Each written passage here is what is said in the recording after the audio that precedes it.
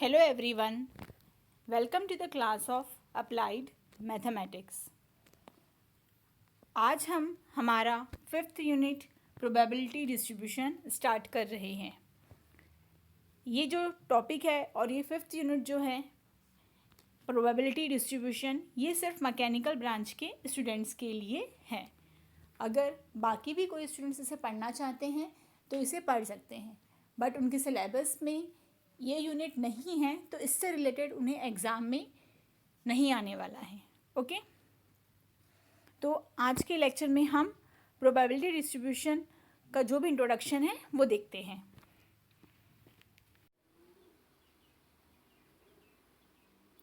So let's see the vision and mission of the college. Excellence in technical education to empower youth.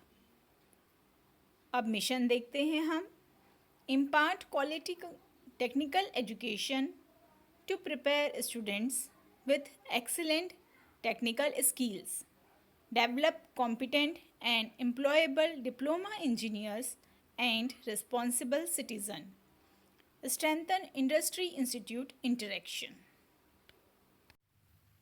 So let's see the course outcome. Utilize basic concepts of probability distribution to solve elementary engineering problems. अब हम देखते हैं learning outcomes. So, after watching this video, you will be able to know what is mean by probability and probability distribution and how to find probability using binomial distribution method. आज का ये video देखने के बाद आप सभी को probability और प्रोबेबिलिटी डिस्ट्रीब्यूशन क्या होता है ये अच्छे से समझ में आने लगेगा, और बायनोमियल डिस्ट्रीब्यूशन मेथड का यूज़ करके हम किस तरह से प्रोबेबिलिटी फाइंड करते हैं ये भी आपको समझ में आ जाएगा। आज हम स्टार्ट कर रहे हैं हमारा यूनिट नंबर 5 जो कि है प्रोबेबिलिटी डिस्ट्रीब्यूशन। ये यूनिट जो प्रोबेबिलिटी डिस्ट्रीब्यूशन है ये सिर्फ मैकेनिकल ब्रांच के लिए है। जैसे कि आप लोगों को पता है कि सभी ब्रांच को जो यूनिट नंबर 5 है वो क्या है, अलग अलग है। ठीक है, तो ये प्रोबेबिलिटी डिस्ट्रीब्यूशन चैप्टर जो है ये सिर्फ मैकेनिकल ब्रांच के स्टूडेंट्स के लिए है। चाहे तो आप सभी ही इसे पढ़ सकते हैं, ओके, बट एग्ज़ाम में सिर्फ मैकेनिकल ब्रांच के स्टूडेंट्स को इसके ऊपर बेस्ड एग्जाम्पल आएंगे। ओके, तो देखिए सबसे पहले हम देखते हैं कि प्रोबेबिलिटी। होप सो सभी को पता ही होगा कि प्रोबेबिलिटी क्या होता है। आप इसके पहले वाली क्लास में पढ़ चुके हैं कि प्रोबेबिलिटी क्या होता है। सिंपल वे में कहा जाए तो किसी चीज़ की होने की संभावना। ठीक है, प्रोबेबिलिटी मतलब किसी चीज़ की होने की संभावना। जैसे कि क्या कह सकते हैं, कोई भी चीज़ हो कि आज बारिश होंगी कि नहीं होंगी, हम एग्ज़ाम में पास होंगे कि नहीं होंगे। ठीक है, ये सब क्या रहती है, संभावना ही रहती है। तो ये सब चीज़ें क्या कहलाती है, प्रोबेबिलिटी। जैसे कि अगर कोई बड़ी सी कंपनी हो जिसमें कि लाइट बनाते हो, कोई भी चीज़ बनाते हो, तो अब उसमें से कितने लाइट अच्छे बन सकते हैं और कितने लाइट ख़राब हो सकते हैं, तो ये भी क्या है, एक प्रोबेबिलिटी है। बट इसे फाइंड आउट करना पड़ता है, तो ऐसे एक एक करके तो फाइंड नहीं कर सकते हैं। तो हम इन सब चीज़ों के अच्छे से पढ़ने के लिए, समझने के लिए क्या पढ़ते हैं, प्रोबेबिलिटी पढ़ते हैं। लेकिन अभी हम इस चैप्टर में देख रहे हैं प्रोबेबिलिटी डिस्ट्रीब्यूशन। ठीक है, तो जब हमारा नंबर ऑफ डेटा क्या होता है, बहुत लार्ज होता है, हम लाखों करोड़ों की इसमें क्या करते हैं, उस डेटा को पढ़ते हैं, उस डेटा की प्रोबेबिलिटी निकालते हैं, तो हमें यूज़ करना पड़ता है प्रोबेबिलिटी डिस्ट्रीब्यूशन। क्या यूज़ करना पड़ता है, प्रोबेबिलिटी डिस्ट्रीब्यूशन यूज़ करना पड़ता है। ठीक है, अगर कोई छोटी सी भी चीज़ रहती है तो अगर हमें उसकी प्रोबेबिलिटी निकालना रहता है तो हम बहुत इजीली निकाल लेते हैं। ओके, जैसे कि अगर आपको पता है कि कॉइन को टॉस किया जाए, ओके, एक कोई भी कॉइन है, कोई भी सिक्का है जिसे हम क्या कर रहे हैं, टॉस कर रहे हैं, तो हमें क्या मिल सकता है, हेड मिल सकता है या फिर टेल मिल सकता है। एस मतलब हमारा क्या हुआ, सैंपल स्पेस, मतलब कि उसमें क्या क्या हमें मिलेगा। किसी भी सिक्के को हमने उछाला तो क्या आएगा, हेड आएगा या फिर टेल आएगा। तो उस कॉइन की जो आने की संभावना क्या होगी, हेड और टेल दोनों है। तो उसमें से जो अगर सपोज हमें क्या चाहिए, सिर्फ हेड की प्रोबेबिलिटी निकालना है, तो एक कॉइन को आपने उछाला तो क्या आएगा, एक बार हेड आएगा, या फिर हो सकता है उस कॉइन को आपने उछाला तो फिर टेल आ सकता है। अगर हमें इसकी प्रोबेबिलिटी फाइंड आउट करना है, क्या फाइंड आउट करना है, प्रोबेबिलिटी फाइंड करना है, ठीक है। तो ये जो हमारी सैंपल स्पेस है, तो यहाँ पर क्या हो जाएगा, एन ऑफ एस जिसे हम कहते हैं, क्या है वो, 2। क्यों 2 है, क्योंकि एस मतलब सैंपल स्पेस में क्या आएगा, हेड और टेल दोनों, तो इक्वल टू 2। और यहाँ पर एन ऑफ ए क्या हो जाएगा, 1। हेड आएगा तो भी 1 है और टेल आएगा तो भी 1 है, एक ही चीज़ आएंगी, हेड आएगा या फिर टेल आएगा, किसी कॉइन को हमने टॉस किया तो। ओके, बट टोटल क्या रहेगा, 2 रहेगा, कि हेड भी आ सकता है और टेल भी आ सकता है। इसके अलावा कुछ और आ सकता है कि उस कॉइन को टॉस करने पर नहीं आ सकता। तो हमें इसकी अगर प्रोबेबिलिटी निकालना है तो हम क्या करेंगे, नंबर ऑफ इवेंट, जो भी हमारा इवेंट रहेगा, और नंबर ऑफ सैंपल स्पेस, जो हमारा पूरा total number of sample space रहेगा, वो करेंगे, जो आप पहले से स्टडी कर चुके हैं। तो एन ऑफ ए क्या है हमारा, 1, और एन ऑफ एस क्या है हमारा, 2। तो कॉइन को टॉस करेंगे हमने, तो हेड आने की प्रोबेबिलिटी क्या है, 1/2। उसी तरह से टेल आने की प्रोबेबिलिटी भी क्या है, 1/2 है। किसी भी चीज़ की प्रोबेबिलिटी, टोटल प्रोबेबिलिटी हमेशा क्या होती है, 1 होती है। टोटल प्रोबेबिलिटी क्या होंगी, 1। ओके, यहाँ पर आपने देखा कि अगर कॉइन को हमने टॉस किया तो हम इजीली हमने उसका क्या कर लिए कि हेड कितने बार आया या फिर टेल कितने बार आया, इस तरह से हम निकाल सकते हैं। तो इस तरह की जो प्रोबेबिलिटी है आप ऑलरेडी क्या कर चुके हो, पढ़ चुके हो। यहाँ आप एस क्या होता है, सैंपल स्पेस, समझने के लिए आपके लिए यहाँ पर लिख देते हैं, और ए क्या होता है, इवेंट। ओके, तो ये आपने बहुत छोटा सा था, कॉइन को टॉस किया तो निकाल लिया। ओके, इसी तरह से आप सभी को पता है डायस, पासा जिसे कहते हैं। अगर हमने एक डायस को खेला, डायस से उछाला, तो उसमें क्या होगा, क्या हो सकता है, उसमें क्या होता है, 1 2 3 4 5 6 नंबर तक रहते हैं, तो 6 नंबर्स आते हैं, सभी को पता है। तो उसमें से 1 आने की प्रोबेबिलिटी कितनी होगी, एक बार 1 में 6 में से एक बार 1 आएगा, 6 में से एक बार 2 भी आ सकता है तो एक ही बार आएगा, 6 में से एक बार 3 आ सकता है, ठीक है। इस तरह से सभी चीज़ की क्या हम निकाल सकते हैं, प्रोबेबिलिटी। बट जो छोटा सा हमारा क्या रहेगा, डेटा रहेगा उसके लिए। लेकिन अब हम यहाँ पर अगर लाखों करोड़ों का निकालना है, ठीक है, तो हम क्या ऐसे 1 बाय इस तरह से नहीं, एक का निकालते रहेंगे क्या, एक कॉइन को उछाल के, नहीं। तो जब हमारे पास जो डेटा रहता है वो बहुत ज़्यादा बड़ा रहता है और हमें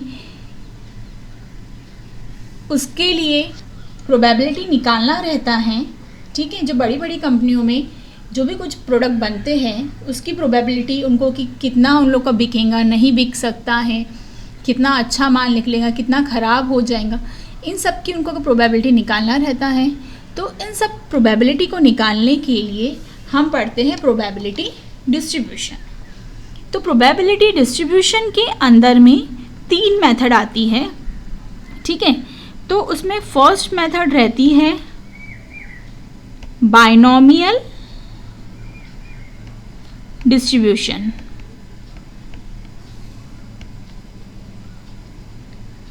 सेकेंड मेथड रहती है पॉइजन डिस्ट्रीब्यूशन, और थर्ड मेथड है नॉर्मल डिस्ट्रीब्यूशन। तो हम यहाँ पर 3 अलग अलग मेथड से क्या करेंगे, प्रोबेबिलिटी फाइंड आउट करना सीखेंगे, ठीक है। तो बहुत ही इजी कंसेप्ट है, तो हम 1 बाय 1 कंसेप्ट देखते हैं। तो इसमें सब में पहले हम लेते हैं बाइनोमियल डिस्ट्रीब्यूशन, ओके। फर्स्ट हम ले रहे हैं बाइनोमियल डिस्ट्रीब्यूशन। तो अब आपको सब में पहले समझना पड़ेगा कि बाइनोमियल डिस्ट्रीब्यूशन होता क्या है, ठीक है, और बाइनोमियल डिस्ट्रीब्यूशन हम कब यूज़ करते हैं, ठीक है। बाइनोमियल डिस्ट्रीब्यूशन हम कब यूज़ करते हैं, जब हमारे पास जो भी आउटकम रहते हैं वो कितने रहते हैं, एग्जैक्टली 2, बाय मतलब 2, ठीक है।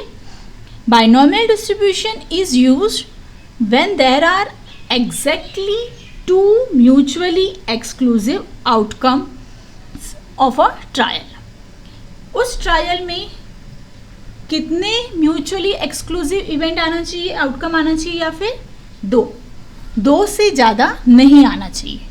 तो 2 ही आना चाहिए, मतलब कि सक्सेस फेलियर, किसी चीज़ की भी प्रोबेबिलिटी कैसे, सक्सेस या फिर फेलियर, या फिर उसे आप कह सकते हैं जैसे कि हमने अभी देखा, अगर हम किसी कॉइन को टॉस करेंगे तो सिर्फ 2 ही चीज़ होंगी, क्या होगा, हेड आएगा या फिर टेल आएगा, ओके। अगर हमने कोई लाइट बल्ब खरीद के लाया घर में, तो क्या होगा, वो अच्छा हो सकता है या फिर खराब हो सकता है, ठीक है, डिफेक्टिव हो सकता है या फिर नॉट डिफेक्टिव हो सकता है। 2 ही चीज़ हो सकती है। तो जब हम बाइनोमियल डिस्ट्रीब्यूशन कब यूज़ करेंगे, जब हमारे पास क्या हो रहेगा, जो भी डेटा रहेगा उसमें क्या होगा, exactly 2 mutually exclusive outcomes of a trial. उस ट्रायल का सिर्फ 2 ही हमें क्या मिलेंगे, आउटकम्स मिलेंगे, ओके। जैसे कि बारिश हो सकती है या फिर नहीं हो सकती। बट अब जैसे कि अगर समझना है, आप एग्ज़ाम में पास हो सकते हो या फिर फेल हो सकते हो, क्या सिर्फ यही 2 चीज़ हो सकती है क्या, नहीं। यहाँ पर क्या हो सकता है, अगर आपके 5 सब्जेक्ट्स हैं, ठीक है, तो आपका 3 सब्जेक्ट निकल सकता है, या फिर 2 सब्जेक्ट निकल सकता है, या फिर 4 सब्जेक्ट निकल सकता है। तो एक सब्जेक्ट आपका बैक रह गया, जिसे आप लोग कैसे कहते हैं, ATKT, ओके। तो यहाँ पर संभावना कितनी होगी, देखिए 3 हो गई। तो यहाँ पर आप लोग इस केस में बाइनोमियल डिस्ट्रीब्यूशन यूज़ कर पाएंगी क्या, बिल्कुल भी नहीं। तो सब में पहले आपको पता होना चाहिए कि हम बाइनोमियल डिस्ट्रीब्यूशन कब यूज़ करेंगे, जब हमारे पास क्या रहेगा, एग्जैक्टली 2 म्यूचुअली एक्सक्लूसिव आउटकम रहेंगे, ठीक है। जो भी हमें डेटा दिया रहेगा उसमें हमें क्या मिलेगा, उसको जब हम उसकी प्रोबेबिलिटी जब हम निकालेंगे, उसका हम सर्वे जो मतलब देखेंगे, सर्वे नहीं, उसको जब हम देखेंगे तो उसकी संभावना कैसी रहेंगी, येस और नो, ठीक है।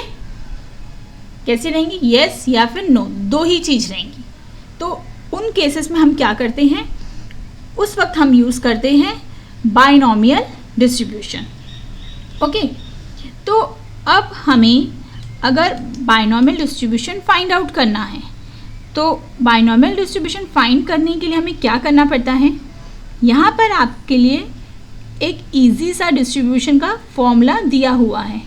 ओके, उसका यूज़ करते हुए आपको क्या करना है, बाइनोमियल डिस्ट्रीब्यूशन फाइंड आउट करना है। ओके, तो देखिए वो फॉर्मूला क्या है यहाँ पर। तो सब में पहले हम बाइनोमियल डिस्ट्रीब्यूशन का फॉर्मूला अब समझेंगे। तो बाइनोमियल डिस्ट्रीब्यूशन फाइंड करने के लिए आपको क्या फॉर्मूला यूज़ करना है, P of R equal to NCR into P raise to the power R into Q raise to the power N minus R। ये एक फॉर्मूला है जिसके ज़रिए हम क्या करेंगे, बाइनोमियल डिस्ट्रीब्यूशन में जो भी डेटा हमें मिलेगा उसे सॉल्व करेंगे। लेकिन अब हम इस फॉर्मूले को समझते हैं। तो सब में पहले देखिए यहाँ पर जो n है वो क्या कहलाता है, वो कहलाता है नंबर ऑफ ट्रायल्स।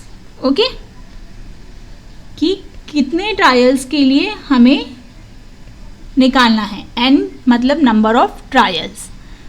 कि अगर हमारे पास सपोज कॉइन है एक और उसको हम 8 बार उछालते हैं तो उसमें से हमें बताना है कि 3 ट्रायल में क्या आ सकता है। ठीक है, नंबर ऑफ ट्रायल्स। ओके, इस तरह से हमें n मिल जाता है।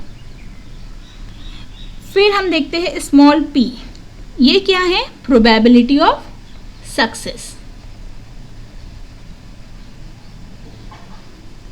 प्रोबेबिलिटी ऑफ सक्सेस मीन्स अभी मैंने बताया यस या फिर नो, तो या फिर होगा या फिर नहीं होगा, तो सक्सेस मीन्स यस, ठीक है, वो होगा ही। और क्यू, ये क्या हो गया फिर, प्रोबेबिलिटी ऑफ फेलियर।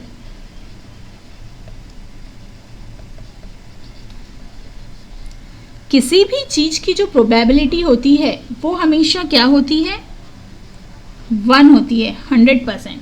ठीक है, तो इसीलिए हम क्या करते हैं, जो हमारा P प्लस Q रहता है वो इक्वल टू क्या होता है, 1। ओके, और हम Q को क्या लिख सकते हैं, 1 माइनस P भी लिख सकते हैं। ओके, और यहाँ पे अब रह गया R। तो R क्या होता है, R का मतलब क्या हो जाता है, इवेंट्स या फिर नंबर ऑफ सक्सेसफुल इवेंट्स, कितने इवेंट्स के लिए वो कहाँ गया है। ठीक है, इवेंट्स कहिए सिंपल वे में, या फिर number of successful events. Okay, तो ये हो गया हमारा R। तो अब हमें अगर इसे समझना है तो एक आधा एग्जाम्पल लेना पड़ेगा। अब आप सोच रहे होंगे कि NCR क्या है, तो ये क्या है NCR। NCR को हम क्या लिख सकते हैं, NCR इक्वल टू होता है n factorial divided by r factorial into n minus r factorial. Okay, इसे क्या कहा जाता है, बाइनोमियल कोफिशिएंट। ओके, तो अगर हमें ये फाइंड आउट करना है तो हमें क्या करना है, NCR की वैल्यू फाइंड करना है। तो कैसे फाइंड करेंगे, n factorial divided by r factorial divided by into n minus r factorial. अब हमें n फैक्टोरियल निकालना है सपोज, तो क्या हो जाता है, n into n minus 1 factorial. अब क्या करते हैं, जो आपका नंबर है वो नंबर, उसमें से 1 को माइनस किया, फिर फैक्टोरियल का साइन दिया, फिर से अब फाइंड करना है n माइनस 1 फैक्टोरियल। तो क्या करना पड़ता, n माइनस 1, उसमें से फिर से -1 किया तो n minus one minus two, तो ये हो जाएगा n माइनस टू फैक्टोरियल। इसके बाद फिर से कब तक करते रहते हैं हम, n माइनस टू फैक्टोरियल को हम लिख सकते हैं n माइनस टू और n माइनस थ्री फैक्टोरियल। कब तक कर सकते हैं हम, लास्ट तक के, इट मीन्स कि 1 फैक्टोरियल तक की। जैसे कि मैं आपको एक नंबर के थ्रू बताती हूँ, 5 फैक्टोरियल है, तो हमें इसकी वैल्यू फाइंड करना है। तो कैसे फाइंड करोगे, 5 इंटू 5 माइनस 1 फैक्टोरियल। तो 5 माइनस 1 क्या हो जाता है, ये मल्टीप्लिकेशन में रहता है, ठीक है, 4 फैक्टोरियल। ओके, एक एक माइनस करना है, तो सिंपल वे में 5 इंटू 4, 4 में से 1 को माइनस किया तो 3, 3 में से 1 को माइनस किया तो 2, 2 में से 1 को माइनस किया तो 1 फैक्टोरियल। ओके, और 1 फैक्टोरियल की वैल्यू क्या होती है, 1 फैक्टोरियल इक्वल टू होता है 1। ओके, और 0 फैक्टोरियल इक्वल टू भी क्या होता है, 1 होता है, ठीक है। तो ये आप लोग को ध्यान रखना है। तो यहाँ पर 5 into 4 into 3 into 2 into 1 into 0 भी फैक्टोरियल भी हम लिख सकते हैं, बिकॉज कि हमने 1 में से 1 को माइनस किया तो हमें क्या मिल गया, 0। ओके, तो हम उसे क्या लिख सकते हैं, 0 फैक्टोरियल, ठीक है। तो आपको बाइनोमियल डिस्ट्रीब्यूशन समझने के लिए सिर्फ क्या करना है, सिंपल वे में, ज़्यादा कंफ्यूज नहीं होना है। सिर्फ ये जो फॉर्मूला है, ओके, इसे आप लोग को अच्छे से ध्यान से याद रखना है, ठीक है। कौन सा, P of R equal to NCR into P raise to the power R into Q raise to the power N minus R। बस इस फॉर्मूले का यूज़ करते हुए हम क्या करेंगे, एग्जाम्पल्स सॉल्व करना सीखेंगे, और एग्जाम्पल के ज़रिए आपको समझ में भी आने लगेगा कि हम किस तरह से बाइनोमियल डिस्ट्रीब्यूशन का यूज़ कर रहे हैं और इनकी वैल्यू हम किस तरह से अच्छे से फाइंड कर सकते हैं, ठीक है। तो ये फॉर्मूला आप सभी याद कर लीजिए। नेक्स्ट वीडियो में हम इससे रिलेटेड, बाइनोमियल डिस्ट्रीब्यूशन से रिलेटेड एग्जाम्पल सॉल्व करना सीखेंगे।